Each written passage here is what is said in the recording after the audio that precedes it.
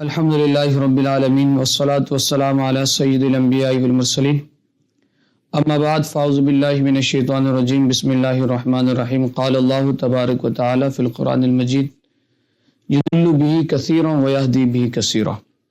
میں نے قرآن پاک کی آپ تمام کے سامنے آیت پڑھی کہ اللہ قرآن کے متعلق فرما رہا ہے کہ اس قرآن سے بہت سے لوگ ہدایت پاتے ہیں اور بہت سے لوگ کیا ہو جاتے ہیں؟ گمراہ ہو جاتے ہیں۔ فرمایا پہلے یضل بہ کثیرا کہ بہت سے لوگ کیا ہوتے ہیں؟ گمراہ ہو جاتے ہیں، ٹھیک ہے، پہلے گمراہ کا لفظ ہے اور پھر فرمایا ویہدی بہ کثیرا اور بہت سے لوگ اس سے ہدایت پاتے ہیں۔ اب یہ ہر بندے کا اپنا زاویہ نظر ہے۔ آج جو ہم نے یہ نشست ہماری ہے اور ماشاءاللہ اب تمام آزاد بیٹھے بھی ہیں، اس کا مقصد میں آپ کو ایک بات بتاؤں، اندر سے دل جلتا ہے، کٹتا ہے کہ جب ایسے لوگ جو دین کا لبادہ اوڑھ کرنا لوگوں کو غلط دین کے ترجمانی کر رہے ہوتے ہیں۔ ابھی میں ایک ویڈیو کلپ دیکھ رہا تھا اور انشاءاللہ اس ویڈیو کے اندر وہ انجینئر مرزا جہلمی کا وہ کلپ کا سائٹ بھی لگ جائے گا، اس کے پیج کا جتنا ہو سکے گا ہمارے ایڈیٹنگ کرنے والوں سے کر بھی لیں گے۔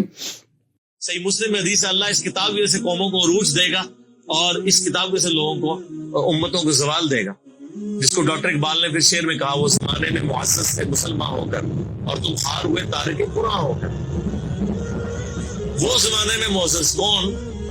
صحابہ اہل بیت تابعین تبع تابعین، اور تم خار ہوئے کون؟ ہنسی، اور صرف ہنسی کی ساڑھے بزرگ بھی یہ نہ سمجھیے گا، ظاہر آپ تو ہم کہہ سکتے ہیں نا ڈاکٹر اقبال کے زمانے میں انڈیا پاکستان بنگلہ دیش کے جتنے بابے زندہ تھے،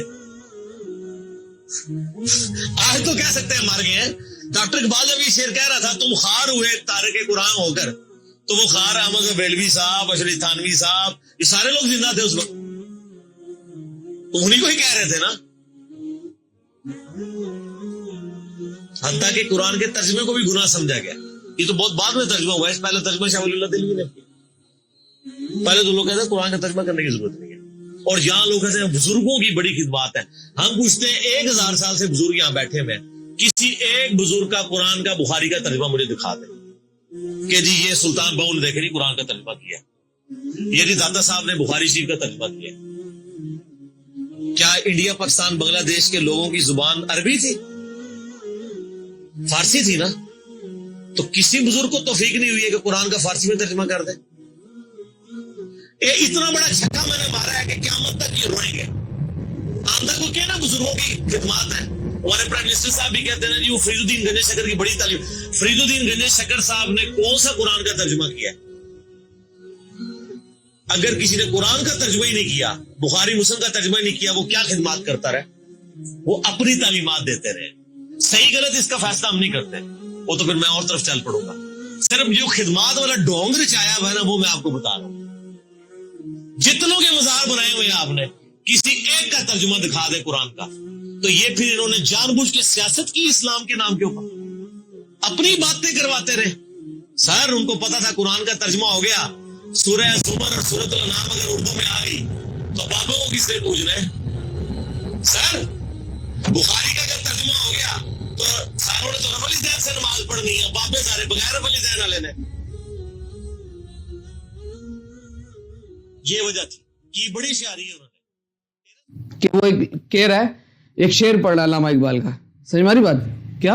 علامہ اقبال کا شعر پڑھ رہا کیا؟ وہ زمانے میں معزز تھے صاحب مسلمہ، وہ زمانے میں معزز تھے مسلمان ہو کر اور تم خار ہوئے تارک قرآن ہو کر۔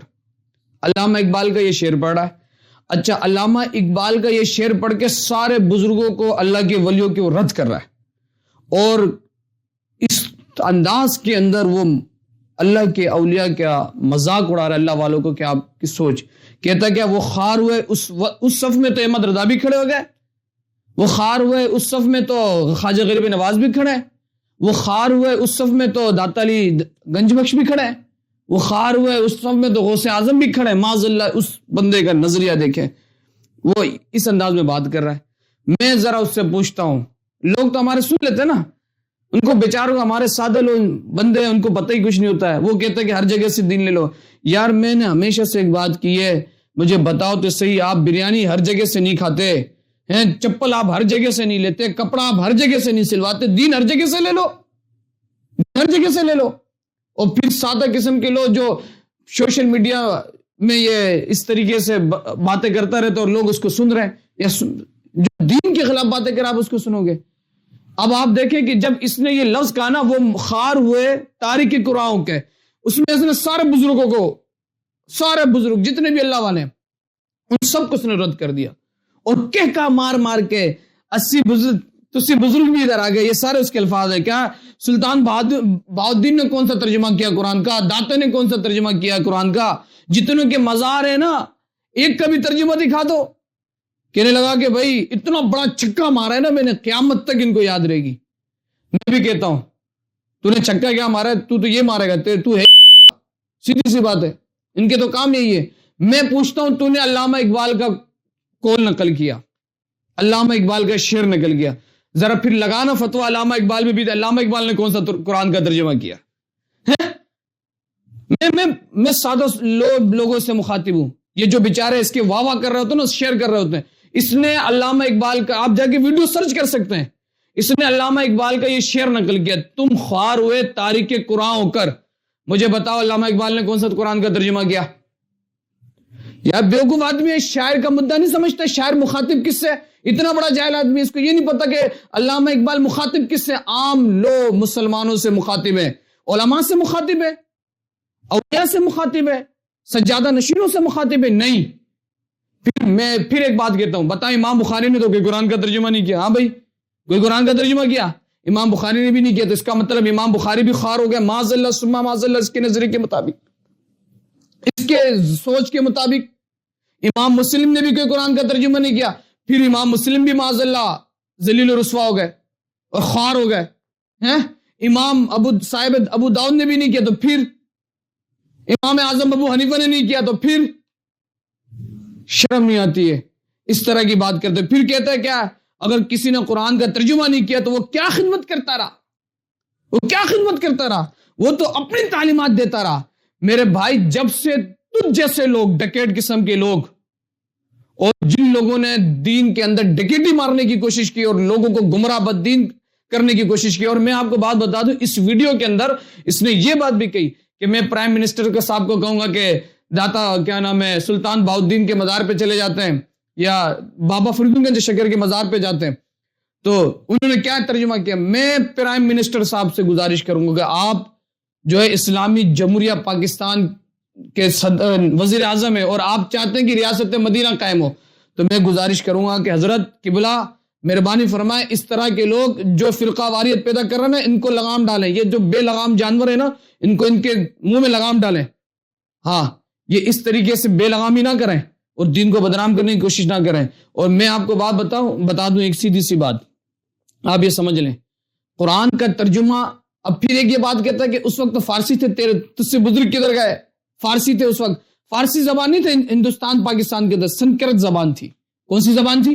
سنسکرت زبان تھی۔ آپ اٹھا کے دیکھیں، تم نے پڑھا نہیں ہے میرے بھائی، جو تمہاری مرضی آتی تم وہ باتیں کرنے لگ جاتے ہو، ایسا نہیں ہے۔ اور اگر تو نے اس صف میں وہ کہا کہ اس صف میں تو احمد رضا بھی کھڑے ہیں، اس صف میں تو یہ بھی کریں، تو ذرا پڑھ کے دیکھ ترجمہ کنز الایمان لکھنے والے کون ہیں؟ اعلی حضرت امام رضا خان بریلوی رحمۃ اللہ تعالی علیہ۔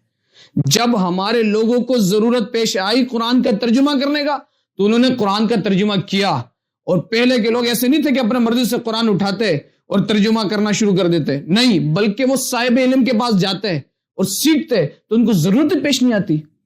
اور ہم نے یہ کب کہا کہ ترجمہ کوئی بھی مرضی ترجمہ کر لے؟ تو ایسا نہیں ہے، جو بزرگوں کی جو خدمت ہے وہ ہے۔ خواجہ غریب نواز نے جو کام کرنا تھا، لازمی سی بات ہے، ایک بائیو کا اسٹوڈنٹ ہے تو وہ بائیو پہ ورکنگ کرے گا، ایک کیمسٹری کا اسٹوڈنٹ ہے تو وہ کیمسٹری پہ ورکنگ کرے گا، ایک میتھمیٹک کا ہے تو وہ میتھمیٹک پہ کرے گا، ایک اکاؤنٹنگ کا ہے تو اس کے فیلڈ اکاؤنٹ ہے وہ اسی پہ ورکنگ کرے گا۔ تو لازمی سی بات ہے، جب جیسا ماحول جیسے پڑا تو انہوں نے وہی کام کیا، اور پھر کہا کہ جتنوں کے مزار ہیں ان کے تو کوئی ترجمے نہیں ہے۔ تو میں بتا دوں، جتنوں کے مزار ہیں نا، میں آج کے وقت میں یا ان باطل بزرگوں کی بات نہیں کر رہا جن کا شریعت سے کوئی تعلق نہیں، یہ بات یاد رکھیے گا۔ ہاں، ان باباؤں کی بات نہیں کر رہا میں جن کا شریعت سے کوئی تعلق نہیں، میں ان اللہ کے ولیوں کی بات کر رہا ہوں جن کا شریعت، معرفت، طریقت، حقیقت سے تعلق ہے۔ وہ ہمارے بزرگ ہیں وہ اللہ والے ہیں. ان کے متعلق تو اللہ فرماتے اللہ ولی الذین آمنوا, اللہ کے ولی وہ ہیں جو ایمان لائے, یخرجہم وہ نکالتے ہیں انہیں من الظلمات الی النور, اندھیری سے نکال کے نور کی طرف لے جاتے ہیں. صحیح میں بات؟ تو میرے بھائیو ذرا سمجھنے کی کوشش کرو. یہ فرقہ واریت پھیلا رہے ہوتے ہیں, اس سے پوچھے تو صحیح تو دین کی طرف سے, کبھی یہ دیوبندیوں کو برا بلا بولتا ہے, کبھی بریلویوں کو بولتا ہے, کبھی اہل حدیثوں کو بولتا ہے. تو میں پھر کہہ رہا ہوں کہ اس نے یہ جو اس شعر پہ بات کی ہے نا کہ وہ زمانے میں معزز تھے مسلمان ہو کر, یہ بات ہے بھائی فاروق, وہ زمانے میں معزز تھے مسلمان ہو کر اور تم خار ہوئے تارک قرآن ہو کر. میں کہتا ہوں بس ادھر ادھر آگے جانے کی ضرورت نہیں ہے. تو نے علامہ اقبال کا شعر پیش کیا, اب لگا علامہ اقبال پہ فتویٰ, بول ذرا اس کو خار اور کافر. اور میں ایجنسیوں کے تمام لوگوں کو کہوں گا کہ یہ پانی تصور پاکستان, مصور پاکستان, پاکستان کی تصویر پیش کرنے والے جنہوں نے عشق رسول اللہ سکھایا قوم کو, بتایا دو نظریہ, اسی کو یہ خار کہہ رہا ہے. تو اب بھی اگر آپ بیٹھے ہیں تو پھر ان کو پکڑو جا کے, ایسے لوگوں کو, اور ان پہ پابندی لگنی چاہیے جو اس طریقے کی باتیں کرنا ہے. اللہ تعالی کریم ہم سب کی ایمان کی حفاظت فرمائے. آمین.